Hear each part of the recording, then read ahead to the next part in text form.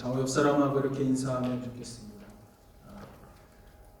오늘 하나님이 함께 하십니다. 하고 인사할까요? 한 번만 더 인사하면 좋겠습니다. 그리스도 안에서 당신을 사랑합니다. 이렇게 인사하면 좋겠습니다. 보니까 부부 사이에는 잘 안 하시네요. 오히려 집에서 워낙 많이 하셔서 그러신 것 같아요. 자, 여러분들을 주님 이름으로 환영합니다. 우리 잠깐 기도하도록 하겠습니다.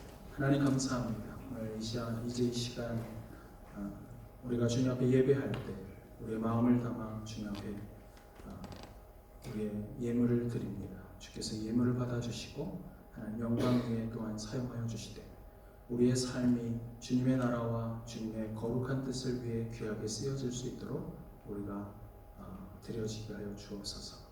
오늘 우리의 예배를 받으시고 또 우리에게 말씀하시는 주님을 기대합니다.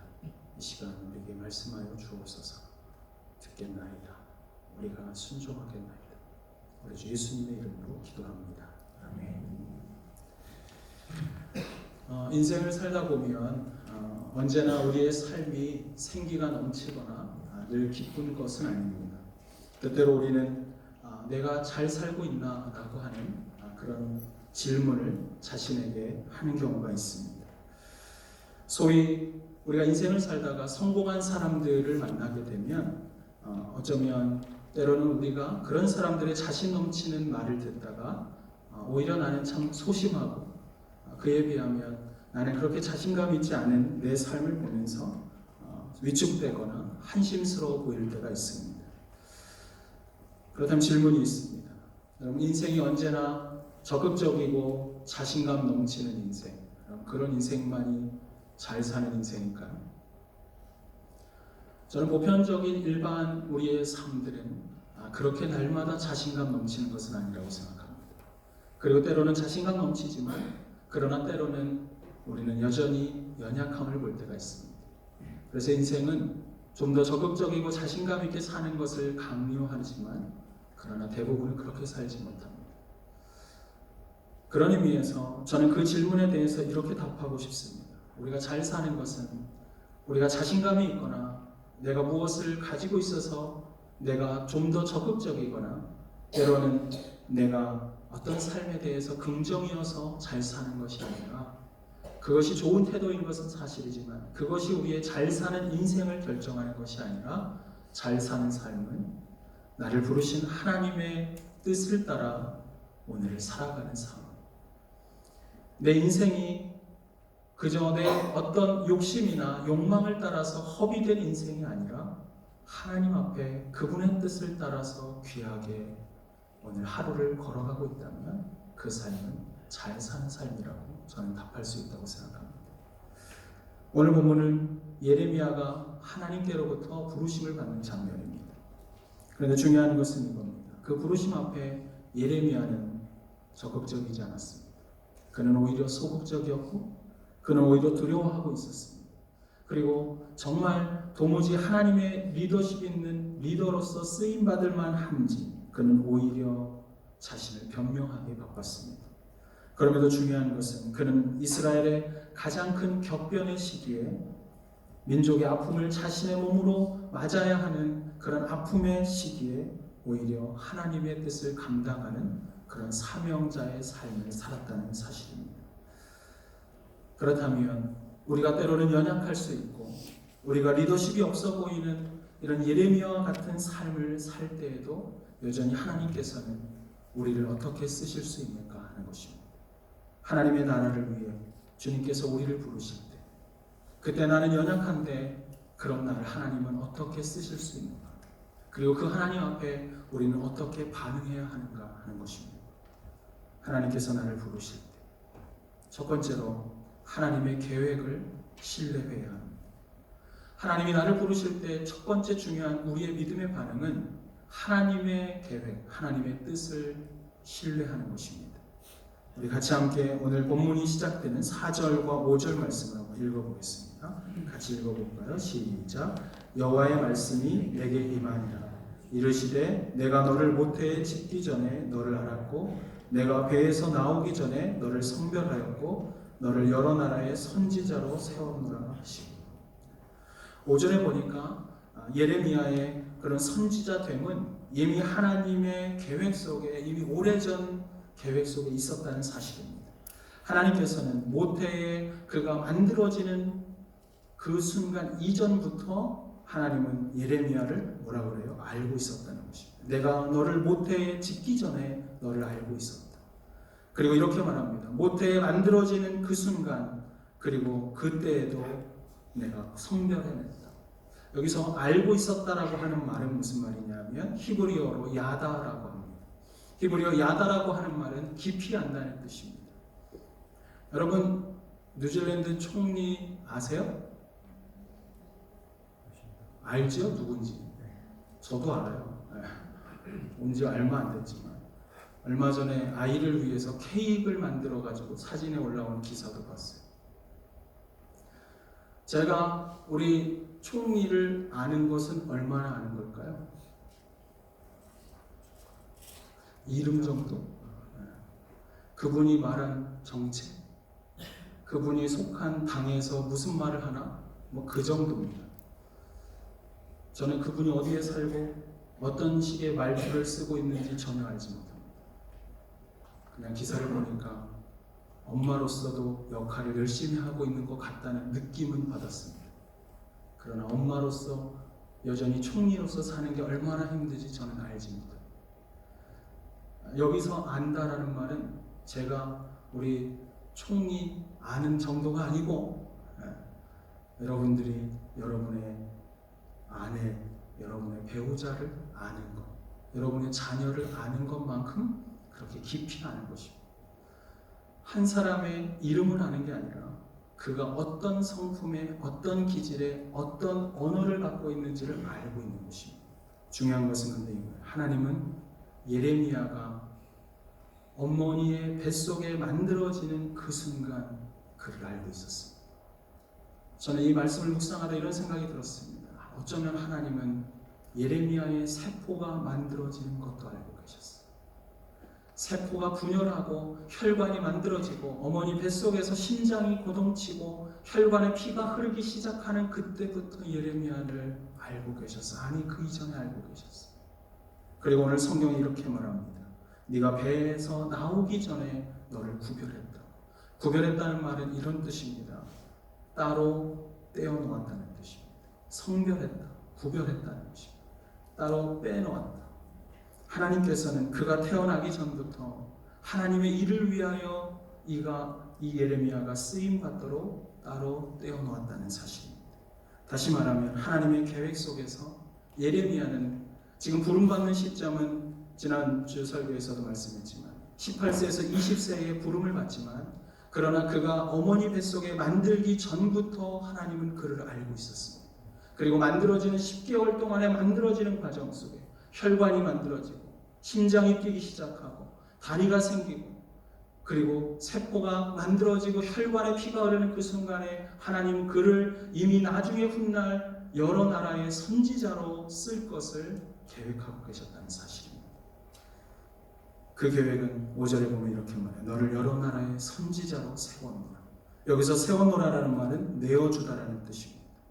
오늘 우리가 아까 불렀던 찬양 가운데 내어주다라는 말이 나왔어요. 하나님께서는 예레미야를 여러 나라의 선지자로 내어주도록 계획하고 계셨습니다. 사실 여러분 우리가 인생을 살면서 우리들 모두는 누군가에게 내 자신을 내어준 삶을 살아가는 것입니다. 내가 한 가정의 가장이라면 나는 이 가정을 위해서 내 삶을 내어준 것입니다. 여러분들이 한 가정의 어머니로서 인생을 살아간다. 그 말은 뭐냐 하면 나는 어머니로서 이 가정을 위해 내 삶을 내어놓았다는 것입니다. 일터에서 때로는 어려움을 겪기도 하고 때로는 수모를 당할 수도 있지만 그래도 오늘을 살아야 할 이유는 한 가정을 지키고 내 자녀들을 인도해 가기 위해 나는 내어놓은 존재이기 때문인 것입니다. 그래서 우리는 내 자신이 누군가에게 내어놓아진 존재입니다. 그런데 오늘 주님은 이렇게 말씀합니다. 오늘 예레미야를 향해서 네가 세포가 만들어지기 이전부터 너를 알았고 그리고 네가 모태에 창조될 때에 이미 너를 구별해서 여러 나라를 위해 따로 내어놓은 삶을 계획하고 있었다는 것입니다. 어쩌면 지금까지 예레미야는 아나돗의 들판에서 뛰어놀고 있는 천진난만한 아이였을지 모릅니다. 자신의 아버지의 제사장직에 기댄 채 자신의 미래를 그냥 이렇게 선택해서 인생을 가면 나는 나중에 제사장이 될 것이라고, 그러면 나는 어느 정도의 부가 있고 어느 정도 명예를 가지고 이 땅에서 삶을 살 것이라는 것을 그는 알고 있었을 것입니다. 그리고 자기가 속한 문화와 관습에 따라서 인생을 살면서 그는 어쩌면 지리멸렬한 인생을 살아왔을지도 모릅니다. 그러나 중요한 것은 이거예요. 그것은 예레미야를 향한 하나님의 계획이 아니었다는 사실입니다. 아나돗의 도시의 힐기야의 아들이라고 하는 이런 세상적 배경은 예레미야에게 결코 중요한 것이 아니었습니다. 하나님이 창조 이전에 그를 구별하셨고 그리고 마침내 세상을 위해서 그를 따로 하나님께서 계획하고 준비하고 있었다는 이런 영적인 배경을 깨달아 알았을 때가 여러분 예레미야에게 훨씬 더 중요한 순간이었어요. 그는 자신의 본질을 깨달은 것입니다. 내가 인생을 살아야 될 이유를 거기서 깨달은 것입니다. 사랑하는 성도 여러분, 그리스도인들 가운데 인생을 방황하는 사람들이 있습니다. 내가 예수 그리스도를 만났다고 말하면서도 내 삶의 미래 때문에 고민하면서 전전긍긍하시는 분들이 있습니다. 나이가 들어도 여전히 그 방황을 끝내지 못하는 사람들이 있습니다. 여기저기 인생의 컨설팅을 받고 자문을 구하고 사는 사람들. 여러분, 사실 그리스도인들은 그럴 필요가 없어요. 그리스도인들의 미래는 그런 자문을 통해서 미래가 결정되는 것이 아니기 때문입니다. 그리스도인들의 미래는 나를 처음 만드시고 이 땅에 세우시고 그리고 나를 구원하신, 나를 처음 창조하신 위대한 설계자인 하나님을 알아갈 때, 그리고 그분을 통해서 나를 향한 하나님의 계획을 내가 깨달아갈 때, 그제서야 우리 인생은 바른 길을 가는 것이고 옳은 길을 가는 것이고 그때가 가장 위대한 삶을 사는 것입니다. 우리 인생의 진리를 밝혀줄 위대한 하나님, 그분 우리에게 있습니다. 내 인생을 향한 계획을 가지고 그 계획을 따라서 오늘도 나를 인도해 가시는 하나님, 그분이 우리에게 있습니다. 중요한 것은 내가 그분을 알고 있느냐는 것입니다. 그분에게 내 삶을 의탁하고 있냐는 것입니다. 우리 인생을 내가 계획하지만 결국은 그분이 인도하셔야 된다고 잠언은 말하고 있는데 오늘 말씀도 같은 것입니다.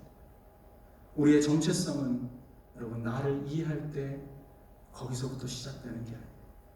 오히려 하나님 앞에 설 때, 오히려 나를 만드신 그분 앞에 내가 서 있을 때 내가 이해가 되고 내가 규명이 되는 것입니다. 예레미야는 그의 생애는 결코 예레미야로부터 시작되지 않았다는 사실을 기억하십시오. 예레미야가 이 땅에 존재할 수 있었던 이유는 예레미야 자신이 아니라 하나님 때문이었습니다. 예레미야의 구원도 예레미야에게로부터 시작되지 않았습니다. 예레미야가 전하게 될 이러한 사명의 말씀도 그의 선지자됨도 예레미야로부터 시작되지 않았습니다. 만약 그가 자기로부터 시작됐다면 그의 인생은 아나돗의 제사장으로 마쳤을 것입니다. 그러나 그는 주님 앞에 섰을 때 자신의 시작이 내가 아니라 하나님이라는 것을 알았습니다. 그리고 하나님의 계획을 듣는 순간 그것을 신뢰했습니다. 그러므로 70년의 어두운 역사 속에 그는 힘들고 어려운 몸으로 고난을 받아내야 하는 그런 어려움은 있었지만 그럼에도 불구하고 하나님의 사람으로 쓰임받을 수가 있었어요. 저는 우리들 모두가 하나님을 좀 깊이 알았으면 좋겠습니다. 저는 여러분들이 하나님을 힘써 알아갔으면 좋겠습니다. 오늘 내 미래를 위한 내 나름의 계획도 중요하고 오늘 내가 가지고 있는 내 환경도 중요하지만 그러나 그보다 훨씬 더 중요한 것은 하나님의 계획입니다. 나를 향한 하나님의 플랜, 그분이 나를 향한 그 뜻이 무엇인지 여러분 알고 계신가요? 여러분 무엇으로 인생을 살고 있습니까? 내 인생은 그분이 규명하는 것입니다. 그래서 달라스 그 베프티스트라고 하는 그 큰 교회를 담임하셨던 이 목사님, 조지 투엔 목사님은 평생 하나님의 뜻에 대해서 연구했던 분입니다. 그분이 이런 말을 남겼습니다. To know the will of God is the greatest knowledge. To do the will of God is the greatest achievement. 하나님의 뜻을 아는 것이 가장 위대한 지식이며 하나님의 그 뜻을 행하는 삶이 가장 위대한 삶이다. 그리고 그 뜻을 따라 오늘을 살아가는 인생이 가장 아름다운 삶을 살아가는 것이다. 오늘 이런 말도 남겼습니다. 하나님의 뜻 안에 있으면 결코 실패는 없습니다. 그러나 하나님 뜻 밖에는 결코 성공도 없을 것입니다.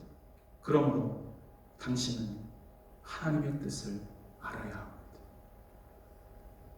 오늘 우리는 하나님의 뜻을 알고 살아갈까요? 오늘 내가 오늘 하루를 호흡하면서도 나는 하나님의 뜻이 무엇인지 구하며 오늘을 살아가고 있을까요? 중요한 것은 이것입니다. 우리들 모두가 인생의 마당에 나를 부르신 그 하나님을 신뢰하는 것입니다. 그리고 그분의 계획이 가장 완벽한 것이고 가장 완전한 것이라는 것을 믿는 것입니다. 그럴 때 하나님은 우리를 통해 하나님의 뜻을 이루어 가실 것입니다. 하나님께서 우리를 부르실 때 우리가 어떻게 응답해야 될까요? 두 번째로 그것은 하나님의 주권을 신뢰하는 것입니다. 하나님의 계획을 신뢰할 뿐 아니라 우리는 하나님의 주인 되심을, 주권을 신뢰해야 합니다. 우리 본문 6절 말씀을 같이 한번 읽어보겠습니다. 6절 읽어보겠습니다. 같이 읽습니다. 시작. 내가 이르되 슬프도소이다 주 여호와여 보소서 나는 아이라 말할 줄을 알지 못하나이다.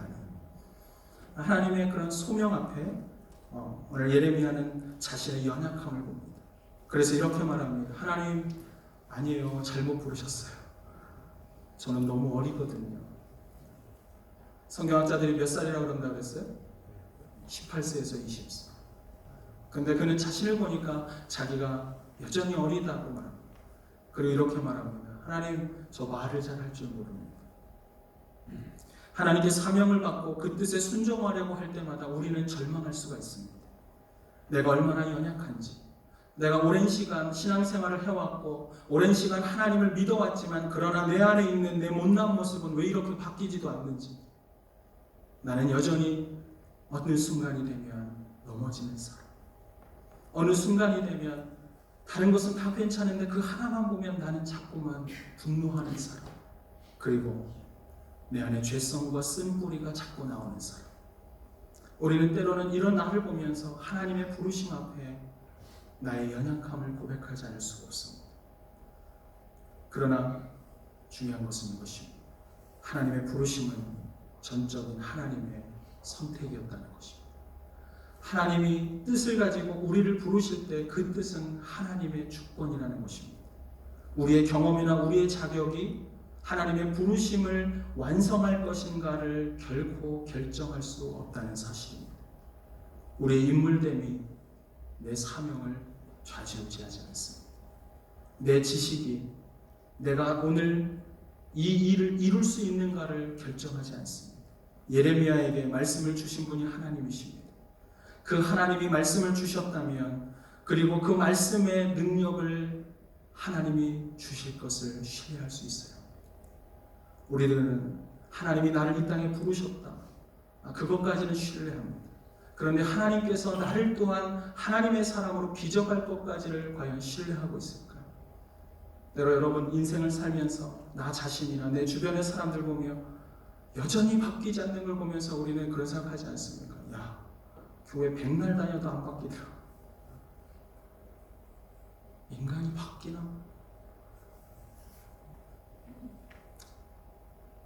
근데 중요한 것은 이것이 인간은 인간 스스로 바뀌지 않지만 그러나 그 하나님으로 인해서 바뀔 수가 있습니다.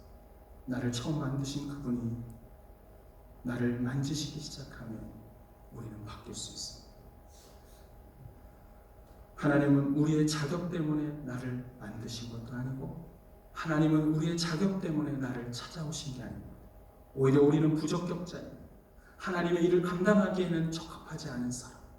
그런데 왜 하나님이 우리를 찾아오시고 우리를 구원하시고 우리를 그리스도인으로서 하나님의 일을 감당하는 자로 부르실까요? 그 이유는 하나님이 우리의 인격과 우리의 삶을 빚어가시기 때문입니다. 내 뜻으로 되는 게 아니에요. 오늘 7절과 8절에 보면 이렇게 하나님 말씀하세요. 너는 아이라 말하지 말고 내가 너를 누구에게 보내든지 너는 가며 내가 내게 무엇을 명령하든지 너는 말할지니라. 너는 그들 때문에 두려워하지 말라. 내가 너와 함께하여 너를 구원하리라. 나 여호와의 말이니라. 하나님 이렇게 말씀하는 거예요. 그래 너는 아이지. 네가 말한 대로 너는 연약해. 너는 말을 잘 하지 못하지. 그러나 네가 아이라는 것은 결코 중요하지 않아. 네가 인생에서 상처받았다는 것은 전혀 중요하지 않아. 너가 어린 시절, 아니 지금 과거에 어떤 삶을 살아왔다는 것 아무것도 중요하지 않아. 오늘 내가 너를 찾아왔다는 것이 중요해. 저는 그 하나님의 음성을 들었을 때 예레미야가 너무나도 기뻤을 거라고 생각합니다. 처음에 그는 연약함을 고백했지만 그러나 너는 아이라고 말하지 말라고 그러면서 이렇게 말하죠. 너는 그들 때문에 두려워하지 말라. 내가 너와 함께 있어 너를 구원하리라. 사랑하는 여러분, 우리 인생에 자꾸 나를 보거나 환경을 보면서 마음이 작아지려고 할 때 우리는 어딜 봐야 돼요? 내 좌우를 보면 언제나 우리는 쓰러져요. 그때 우리는 하늘을 보는 거예요. 내 미래를 보고 내 앞을 봐도 나는 나아갈 수 있을까 두려워할 때가 있습니다. 그러나 그때 우리는 위에 계신 하나님을 바라봅니다. 내가 좌우 어디에도 나아갈 길이 없다고 느끼다면 여러분 하나님 바라보십시오. 그분이 지금의 환경보다 더 크시고 더 위대하신 하나님. 그리고 그분은 우리의 삶을 만들어 가십니다. 예레미야 다음 뒷장으로 계속해서 넘어가면 여러분 예레미야를 하나님 부르시면서 한 번은 토기장이에게 데려갑니다. 토기장이는 뭐 만드는 사람이에요? 어려운 질문 아닌데 토기장인데 목수 이러면 좀 어렵죠. 뭐 만드냐고 그러면 글쎄 이렇지만 토기장이는 뭐 만들어요? 오늘 대답을 잘 안 하기로 우리 한 집사님만 대답하기로 작정하셨어요. 한 집사님 한 분만 대답하셨어요. 자, 다시 묻습니다. 토기장이는 뭐 만들어요? 네, 토기를 만듭니다. 근데 하나님 처음 부르셔서 이 예레미야가 갔을 때 토기장이의 그 물레 이렇게 발로 돌리잖아요. 이렇게 돌리면서 빚어갈 때 흙을 넣습니다. 진흙을 놓고 물레를 발로 막 밀어가면서 만들 때 그때 그 진흙을 잘 토기를 만들어 가다가 갑자기 토기장이가 그것을 으깨는 것을 봅니다. 그리고 진흙 더미를 떼내서 던지고 다시 막 밟고 손으로 문댄 다음에 다시 떼내서 그 물레 위에 올려놓고 돌리는 장면을 봅니다. 하나님 뭐 보여주시는 건 줄 아세요? 하나님이 그 토기장이는 하나님이라는 뜻이에요. 그리고 우리는 토기장이의 손입니다. 그분이 우리를 만들어 가신 거예요. 예레미야는 어느 날 자신이 하나님의 뜻을 따라서 살아가지만 그러나 여전히 하나님 앞에 온전하지 않은 자신을 볼 때 그때 하나님 불러가셔서 다시 시청각 교육을 시키세요. 토기장이가 토기를 만드는 거. 너는 그런 존재라고. 그러나 하나님의 손에 붙잡히면 하나님의 아름다운 도구가 될 수 있다. 저는 우리가 이걸 잊지 않았으면 좋겠어요. 여러분, 우리의 믿음의 조상인 아브라함이 결코 자신의 그런 믿음으로 믿음의 조상이 되지 않았다는 것을 기억하십시오. 우리가 잘 알고 있는 다윗이 결코 하나님의 위대한 영웅이 된 것이 그의 믿음 때문이 아니라 히브리서 11장에 보면 믿음의 영웅들을 하나하나 이름을 열거하는데 그 열거하고 있는 사람들에게는 실수가 있었고 어려움이 있었고 그에 합당한 인격이 전혀 없었습니다. 근데 그것을 만드신 분은 믿음의 영웅을 만드신 분은 하나님이셨습니다. 저는 여러분들이 그 하나님을 신뢰했으면 좋겠습니다. 오늘 내 자격보다 오늘 내 환경보다 더 크신 하나님, 그분은 나의 인격을 그리스도를 닮는 모습으로 빚어갈 것입니다. 나는 자격이 없지만 하나님이 나에게 소명을 주시고 하나님의 뜻을 밝히시면 그 뜻에 합당한 사람으로 나를 만들어 가실 것입니다. 저는 그 하나님을 아는 게 너무 행복해요. 나는 부족한데 그분이 만들어 가실 거니까. 그분이 나는 아무것도 아닌 나를 그분의 그 아름다운 거룩한 모습에 합당한 자로 만들어 가실 것을 바라보면 그게 기쁨이에요. 저는 여러분들이 그 하나님의 주권을 신뢰할 수 있었으면 좋겠습니다. 나는 부족하지만 오늘 내 가운데 하나님은 여전히 일하신다. 그리고 나를 인도해 가신다. 이것을 신뢰하고 하나님 앞에 여러분 드려질 수 있는 귀한 삶이 되기를 주님의 이름으로 축원합니다. 하나님 부르실 때 우리가 어떻게 응답해야 할까요? 우리가 세 번째로 그것은 하나님의 성취를 확신해야 됩니다. 하나님의 부르심 앞에 첫 번째로 뭘 믿어요? 하나님의 계획을 믿어요. 두 번째로 하나님의 주권을 믿어요. 세 번째로 그 하나님의 뜻이 이루어질 하나님의 성취를 확신해요. 우리 같이 함께 18절과 19절 말씀 읽겠습니다. 같이 읽습니다. 시작.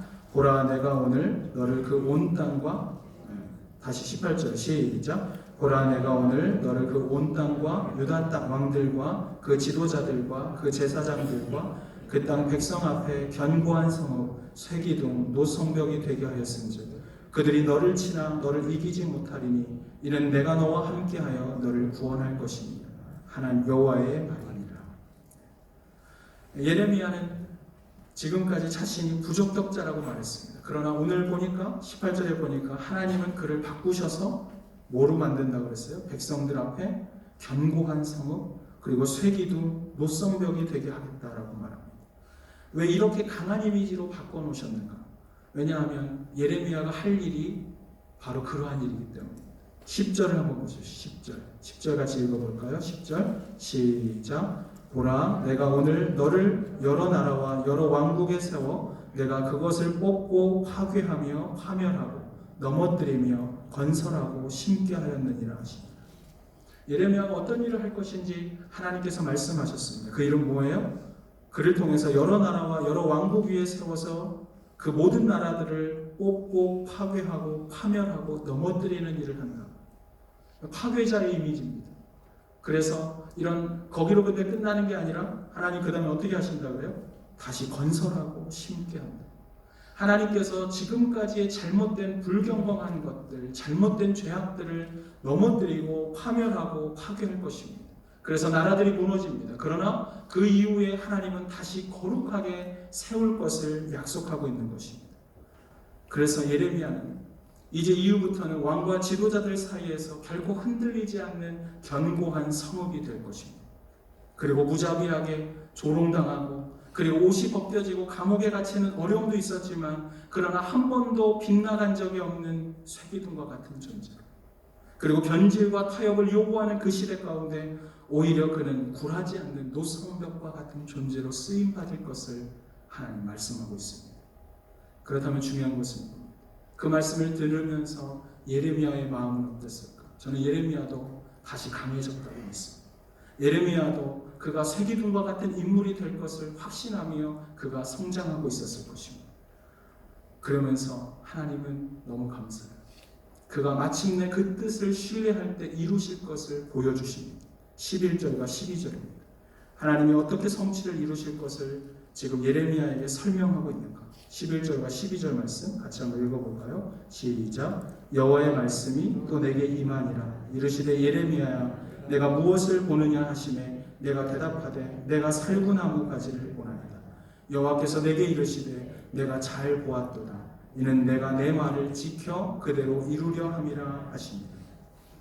여러분 12절에 보면 여러분 성경 맨 아래에 나나주가 나옵니다. 지켜 그대로 이루려 함이라. 이 부분에 대한 나나주에 뭐라고 써 있어요? 히브리어로 살구나무라는 말과 지킨다는 말의 의미 뭐예요? 비슷하다. 성경에 그렇게 써 있습니다. 그렇죠? 자, 그 부분을 설명해요. 여러분 살구라고 하는 나무는 팔레스타인에서 여러 나무들 중에서 가장 먼저 피어나는 그런 꽃을 피우는 나무입니다. 꽃이 여러 나무들 중에 제일 먼저 피어요. 제가 뉴질랜드 오니까 지금 겨울인데 제가 약간 못 느끼는 게 뭐냐 하면 한국은 겨울이면은 나무에 나뭇잎 사이가 하나도 없이 싹 다 떨어지거든요. 완전히.